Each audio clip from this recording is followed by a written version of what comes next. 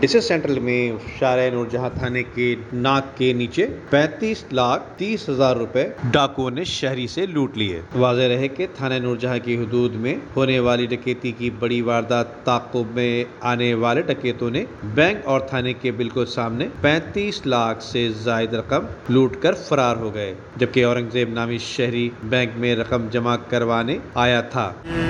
Bank अल हबीब limited के सामने इस गाड़ी में से डकैती हुई है 35,30,000 रुपये की।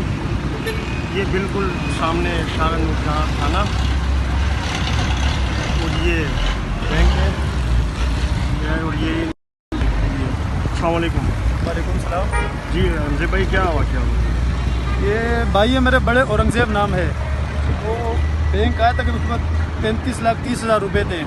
वाक़े के फ़ौरन बाद बैंक के अमले ने दरवाजे बंद करके खुद को महफूज कर लिया, जबकि डकैती के दौरान गार्ड की जानिब से भी कोई मज़ामत नहीं की गई और बताया जाता है कि डकैत बासानी 35,30,000 रुपए नकद लूट कर फरार हो गए, जबकि थाना नूरजहां पुलिस स्टेशन का अमला चार दीवारी के अंदर तक ही महदूद होकर रह गया।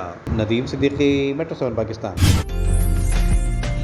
उम्दा में पकाएं और जी भर के खाएं।